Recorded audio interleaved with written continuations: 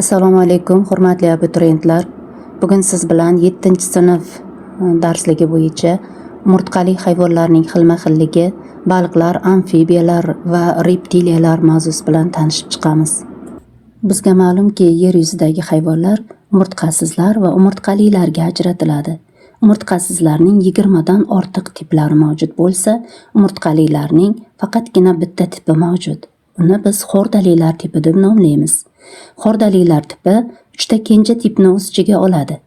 Bosh skeletsizlar kenja tipi, lichinka xordalilar kenja tipi va umurtqalilar kenja tipi. Bosh skeletsizlar kenja tipining sinfi lansetniklar sinfi hisoblanadi. Lichinka xordalilar kenja tipi esa assidiyalar, sarplar, appendikulyariyalar sinflarini o'z ichiga oladi. Umurtqalilar kenja tipi plastinka jabralilar, shu'la qanotli baliqlar, amfibiyalar, reptiliyalar, qushlar, sutemizuvchilar sinflarini o'z ichiga oladi. Bosh skeletsizlar kenja tipining sinfi lansetniklar sinfi, uning tipik vakili esa lansetnik hisoblanadi. Lansetnik birinchi marta Qora dengizdan topilgan. Lansetniklar dengizning sayoz qismida tanasining yarim qismini qumga ko'mgan holatda hayot kechiradi. Hayvonning paypaslagichlari bilan o'ralgan og'iz teshigi tanasining oldingi qismida joylashgan bo'lib, u qumdan chiqib turadi. Tanasining uzunligi 5-8 santimetrga yetadi. Tanasining orqa tomonida orqa suzgichi, tanasining keyingi qismida esa dum suzgichi joylashgan bo'ladi. Lichinka xordalilar kenja tipining sinfi assidiyalar sinfi hisoblanadi. Lichinka xordalilar odatda tanasi silindrsimon yoki bochka shaklida bo'ladigan dengiz hayvonlari hisoblanadi. Lichinkalik davrida ular erkin suzib yuradi. Voyaga yetgandan keyin esa assidiyalar tanasining ostki tomoni bilan suv tubiga yopishib olib, o'tiroq hayot kechirishga moslashadi. Umurtqalilar kenja tipiga mansub bo'lgan hayvonlarga xos bo'lgan eng asosiy xususiyat o'q skeleti umurtqa pog'onasidan iborat ekanligidir. Plastinka jabralilar sinfi yoki tog'ayli baliqlar sinfi ikkita turkumni o'z ichiga oladi: akulalar turkumi va skatlar turkumi. Kichik tikanli akula tanasining uzunligi 100 cm, ket akulasi esa 15-20 metrgacha boradi. Akulalar yirtqich hisoblanadi va ular asosan baliqlar, mollyuskalar bilan, kit akulasi esa plankton organizmlar va boshqa mayda baliqlar va ularning tuxumlari bilan oziqlanadi. Skatlar tanasi yassi, suv tubida yashashga moslashgan bentos organizmlar hisoblanadi. Ularning uzunligi bir necha santimetrdan 6-7 metrgacha yetadi. Ko'krak suzgichlari juda ham keng bo'lib, tanasini yon tomondan qoplab turadi. Ularning ozuqasi mollyuskalar, qisqichbaqasimonlar hisoblanadi. Elektr skat tanasining ikki yonida elektr toki ishlab chiqaruvchi organlari joylashgan. Skatlar orasida eng yirigi hisoblangan dengiz shaytoni, ya'ni manta, tanasining kengligi 7 metrga, og'irligi esa 3000 kilogrammga yetadi. U asosan vitaminli yog'i uchun ovlanadi. Shu'la qanotli baliqlar sinfi losossimonlar turkumi, karpsimonlar turkumi kabi turkumlarni o'z ichiga oladi.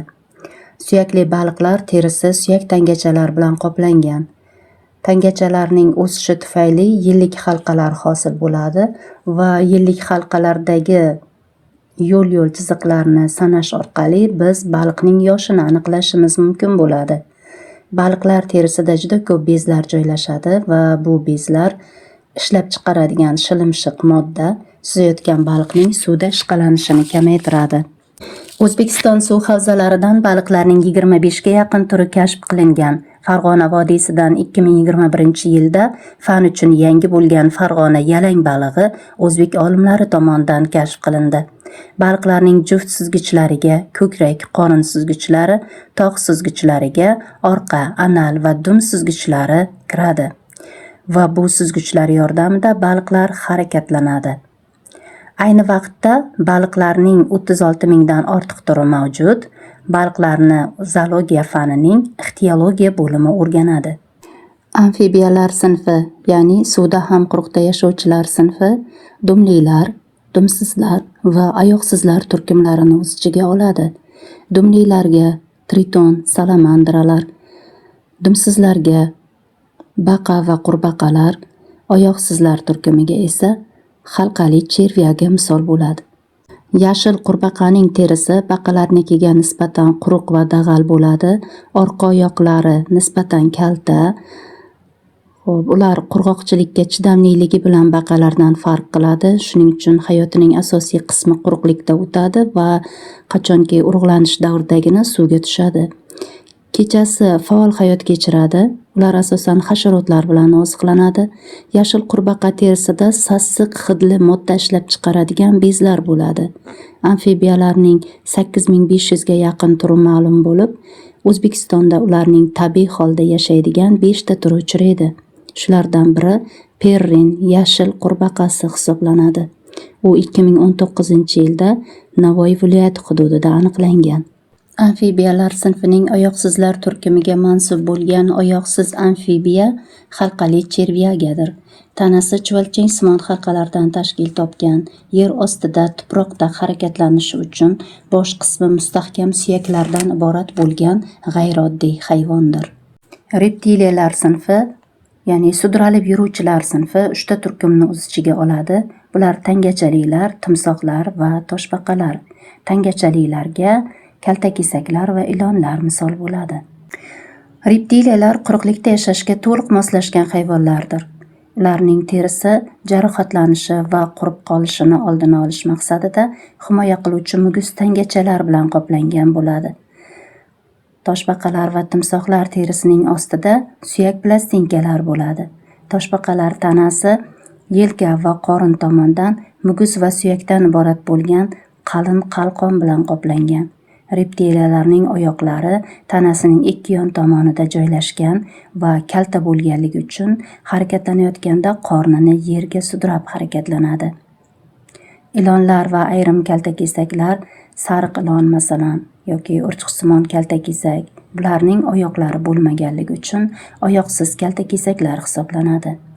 Amfibiyalar va reptiliyalarni birgalikda o'rganadigan fan gerpetologiya fanidir. Hurmatli abituriyentlar, bugun siz bilan biz umurtqali hayvonlarning xilma-xilligi, baliqlar, amfibiyalar, reptiliyalar sinflari bilan tanishdik. E'tiboringiz uchun rahmat.